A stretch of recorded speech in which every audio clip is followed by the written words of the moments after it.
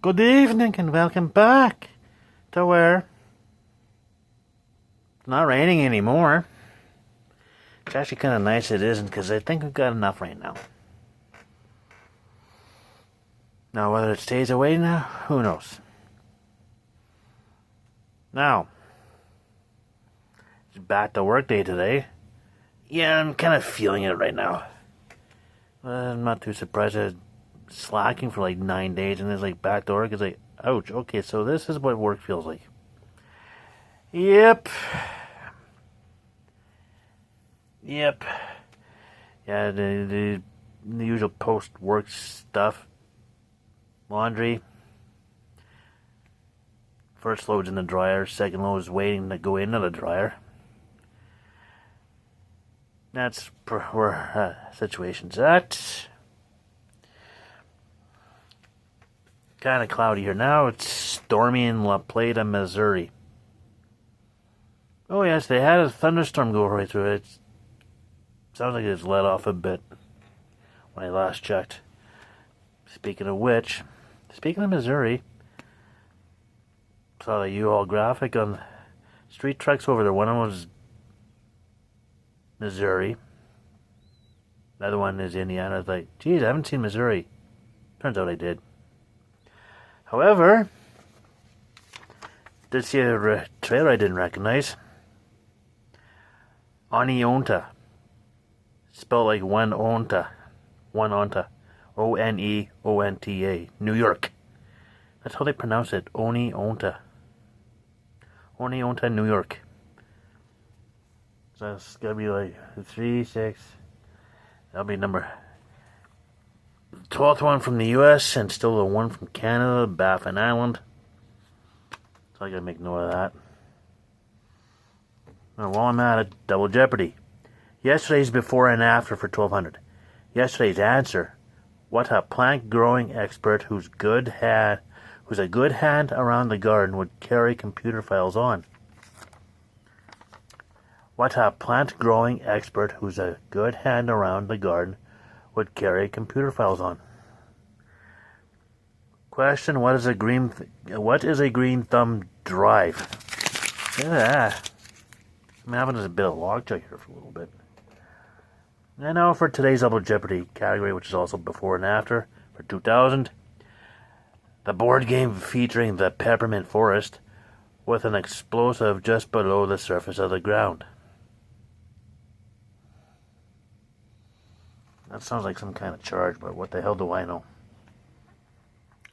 Besides zero.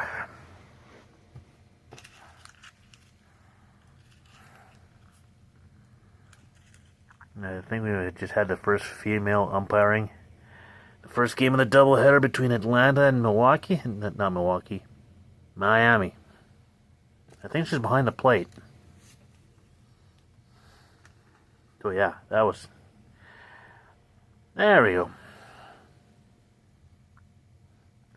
Oh yes. On this day in 1988. Who remembers the Gretzky trade to LA? It's more of a sale, really. Oh yes, on this August 9th, 1988, Wayne Gretzky gets traded to Los Angeles with Marty McSorley and Mike Krushelinski for Jimmy Carson, Martin Gelinas, and I think there's 3 draft picks in there. One from 89, one from 91, and one from 93.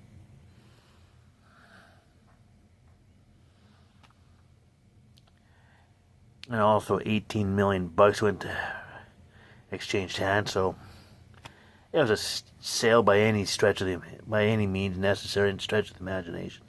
And they just had to add players and make it look like a trade. People in Edmonton knew how much Peter Pocklington was in debt with the Alberta Treasury branch. Yep. Now I remember that trade is the mom, the sister, and myself had just moved to Edmonton about not even 2 weeks prior. in our new place, playing Lego. Had the radio on. Sister was in another part of the, I guess it was a townhouse. Anyways, sister's in another part of the place. I'm in the kind of dining room area. Then the tray gets announced, and I'm absolutely losing my marbles. Yeah, was not happy. How could you trade the greatest player in the world away? He's like,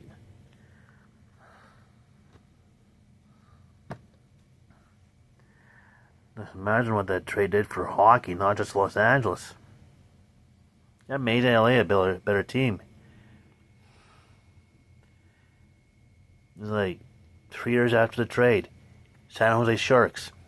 And you got the Anaheim Ducks. You got the original Winnipeg Jets end up in Phoenix.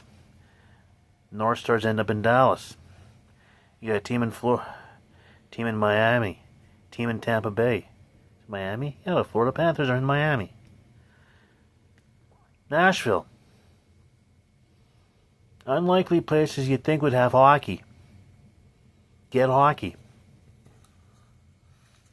Residual effects of the trade to LA. So it's like, there you go.